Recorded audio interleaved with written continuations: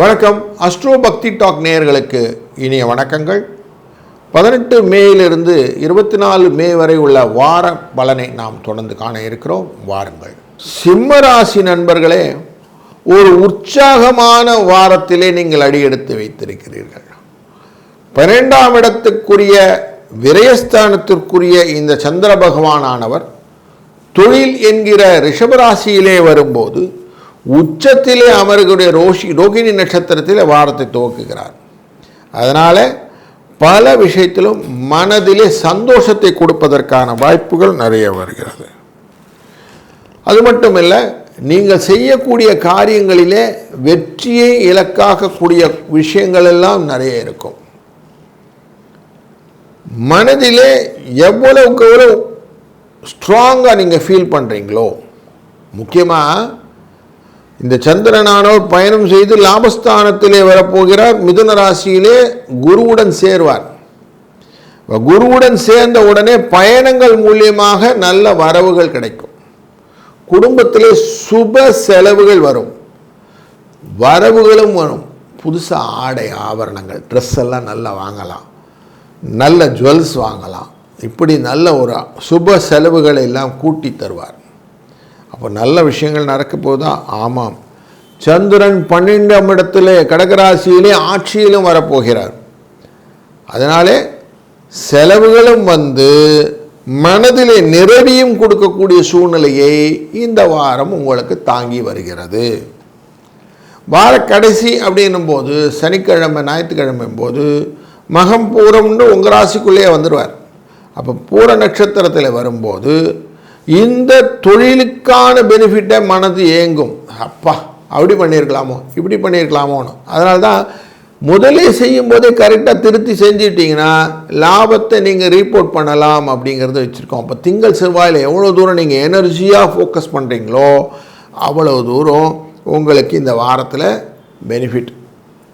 விதை விதைச்சா என்ன சொர முளைக்குமா அப்படி கேட்பாங்க. விதை ஒன்று விதைச்சா சொர ஒன்று முளைக்குமா அப்படி கேட்பாங்க இல்லையா? அப்படி நீங்கள் என்ன போட்டிங்களோ அதுதான் வரப்போகுது. அதனால் எஃபர்ட்டை போடுங்க, பெனிஃபிட் உண்டு அப்படின்னு தெரியுது. இதை அழகாக கேபிட்டலைஸ் பண்ணிக்கணும். இதுக்கு 4, 6 அப்படிங்கிற அதிர்ஷ்ட எண்ணை பயன்படுத்தி கொள்ளுங்கள். இந்த வாரத்தில் என்ன பண்ணுறோம், என்னெல்லாம் ரீப்போர்ட் பண்ணுறோம் அப்படின்னு சின்ன ஒரு அஜெண்டா ஒன்று க்ரியேட் பண்ணிவிட்டு நீங்கள் ப்ரொசீட் பண்ணுங்கள். இந்த வாரம் நன்மையாக மனது உங்களோட ஹெல்ப் பண்ணுற ரெடியாக இருக்குது. கேபிட்டலைஸ் பண்ணிக்கோங்க. கன்னி ராசி நண்பர்களே, உங்கள் மனோகாரகனான சந்திரன் லாபத்துக்குரிய கடகராசிக்காரர். இவர் பூர்வ புண்ணியஸ்தானத்திலேருந்து இந்த வாரம் பயணம் செய்ய இருக்கிறார். பூர்வ புண்ணியஸ்தானம்ங்கிறது 9ஆம் இடமான ரிஷபராசி. அங்கே பரிவர்த்தனை யோகம் பெற்ற புதன் அப்படின்னு உட்கார்ந்துருக்கிறார். உங்கள் ராசிநாதனோடு சேர்ந்துக்கிறார். அப்போது 9ஆம் இடத்துல அவர் அமர்வதும் பரிவர்த்தனை யோகம் பெற்றதுனாலையும் நிறைய சுப நிகழ்வுகள், குடும்பத்திலே சுப நிகழ்வுகள் வந்தால் என்ன வரும்? ஆடை ஆபரணங்கள்லாம் வாங்கணும், புதுசாக ட்ரெஸ் வாங்கிக்கணும், புதுசாக ஜுவல்ஸ் வாங்கிக்கணும், இருக்கிறத மாற்றிக்கணும், இல்லை இருக்கிறத வாங்கிக்கணும் அப்படிங்கிற நிறைய ட்ரேடிங் ஆஸ்பெக்ட் ஆஃப் விஷயங்கள்லாம் வரும். பிஸ்னஸ் ரிலேட்டடான விஷயங்கள்லாம் வரும். இது எல்லாமே இந்த வாரத்தில் உங்களுக்கு கை கொடுறதுக்கு வாய்ப்பு இருக்குது. ஏன்னா வரக்கூடிய நாட்களிலே வரக்கூடிய சுப நிகழ்வுகளிலே உங்களுக்கு சுப செலவுகள் உண்டு.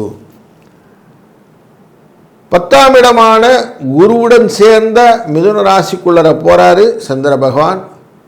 அங்கே சுக்கிரனும் இருப்பார், பரிவர்த்தனை யோகம் பெற்று. அதனால் கொஞ்சம் கேர்ஃபுல்லாகவே வேலையில் இருக்கணும். அவசரப்பட்டு அழில்தடியில் இறங்கக்கூடாது. அடுத்த வேலையை எழுத்து போட்டுக்கு நான் செய்கிறேன்னு செஞ்சுட்டு மாட்டிக்கப்படாது. கொஞ்சம் கேர்ஃபுல்லாக இருக்கணும். நிறைய டிரான்ஸ்ஃபர்ஸ்லாம் அங்கே எதிர்பார்க்குறீங்களா, அதெல்லாம் இருக்கும். பயணங்கள் பில்லர் டு போஸ்ட் இருக்கும். கொஞ்சம் பார்த்து பண்ணணும். அசதி வருவதற்கான வாய்ப்புகளும் உண்டு. கொஞ்சம் கேர்ஃபுல்லாக இருந்தீங்கன்னா இந்த குரு சந்திர சேர்க்கை உங்களுக்கு லாபத்தை கொடுக்கக்கூடிய யோகமாக மாறும். தொழிலிலே அபிவிருத்தியை கொடுக்கும். பயணங்களில் லாபத்தை பெறலாம். எப்போ டூஸ் அண்ட் டோன்ட்ஸ்னு எழுதிட்டு பண்ணுங்கள். போகிறதுக்கு முன்னாடி ஃபோன் பண்ணி செக் பண்ணிவிட்டு அதுக்கப்புறம் போகிறது. அவங்கக்கிட்ட போனால் இது தான் கேட்கணும், என்ன தான் கேட்கணும்னு கரெக்டாக பேசிட்டு வர்றது அப்படின்னு அந்த மென்டாலிட்டியை ஃப்ரீஸ் பண்ணிட்டு போனீங்கன்னா லூஸ் டாக்ஸ் இல்லாமல் உங்கள் வேலை ஈஸியாக முடிஞ்சிடும்.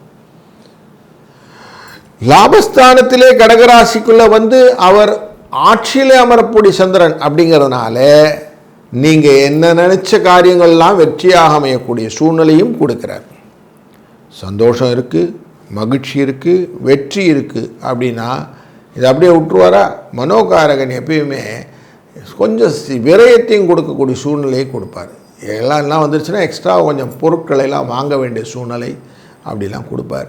அப்போது வீட்டில் புதிய பொருட்களெல்லாம் வாங்குவதற்கான ஆப்பர்ச்சுனிட்டியை வார கடைசி உங்களுக்கு ஏற்படுத்தும். இப்படி இந்த வாரம் உங்களுக்கு இருக்கிறது. 5, 7 என்ற அதிர்ஷ்ட எண்ணை பயன்படுத்தி இந்த வாரத்தை நடத்துங்கள். இந்த வாரத்திலே 18 மேலிருந்து 24 மே என்ற காலகட்டங்களிலே ரோகிணி நட்சத்திரத்திலிருந்து பூர நட்சத்திரம் வரைக்கும் சந்திர பயணம் இருக்கிறது. அதில் முக்கியமாக 19ஆம் தேதி செவ்வாய்க்கிழமை அன்று அங்காரக சதுர்த்தி என்கிற நாளிலே நம்ம சொல்லுவோம் இல்லையா, நிறைய கடன் பிரச்சனை சார், கடனே அடைக்க முடியல சார், எனக்கு ரொம்ப தலை சுற்றுது சார் அப்படின்னு சொல்லிட்டு கடன்பட்டார் நெஞ்சம்போல் கலங்கினால் இலங்கை வேந்தன் என்று மனதிலே கலங்கக்கூடிய ஆசாமிகளுக்கு கடன் தீர்ப்பதற்கான ஒரு நல்ல வரப்பிரசாதமான நாள் அன்று. அன்றைக்கு முக்கியமாக கடனை தீருங்க. கொஞ்சமான கடனை, எல்லா கடனையும் தீர்க்கணும் அவசியம் இல்லை, கொஞ்சமான 1 லட்ச ரூபா கடன் இருந்தால் ஒரு 1000 ரூபாயானும் கொஞ்சம் கொடுக்கறதுக்கு ட்ரை பண்ணுங்கள். அதே போல் உங்கள்கிட்ட கடன் யாருன்னா வாங்கியிருந்தாங்கன்னா அவங்கக்கிட்ட அந்த பணத்தை திருப்பி கேளுங்கள். அப்படி கேட்டிங்கன்னா கடன் அடைவதற்கான வாய்ப்புகள் கிடைத்துவிடும். அதனால் ஒரு நல்ல வரப்பிரசாதமான ஒரு நாள் அன்று. அதுபோல் 23ஆம் தேதி அன்று துர்காஷ்டமி அப்படின்னு இருக்குது. அன்றைக்கு துர்க்கையின் வழிபாடு ரொம்ப முக்கியம். அரளிப்பூ மாலை சார்த்தி துர்க்கையை வழிபடுவதனால இந்த சொல்ல பில்லி சூன்யம் ஏவல்லாம் வச்சுட்டாங்க சார், என்னென்ன நடக்கலை சார், தெரியல, வேலை போயிடுச்சு, தெரியல, தடையாகி போச்சு, திருமணத்துக்கு எல்லாம் பண்ணோம், கல்யாணம் நடக்கலை அப்படின்னு நிறைய தடைகளை காட்டக்கூடிய சூழ்நிலையெல்லாம் இந்த துர்க்கை எப்படி சண்ட முண்டேஸ்வரர்களை அழித்தாரோ அப்படி அதெல்லாம் அழித்து நமக்கு நன்மையை கொடுப்பார் என்ற தன்மையிலே அரளிப்பூ மாலையை சார்த்துவதும் சிவப்பு கலர் பூக்களான செம்பருத்தி, செவ்வரளி இதெல்லாம் சார்த்துவதும் அவளை வழிபடுவதும் டெஃபினட்டாக ஒரு நல்ல பலனை கொடுக்கும். அதனால் 23ஆம் தேதி இதையும் மைண்டில் வச்சுக்கோங்க. இந்த 2 பரிகாரத்தையும் செய்ய இந்த வாரம் உங்களுக்கு சுபிட்சத்தின் பலன் அதிகப்படும் என்பதிலே ஐயமில்லை. வாழ்க வளத்துடன்.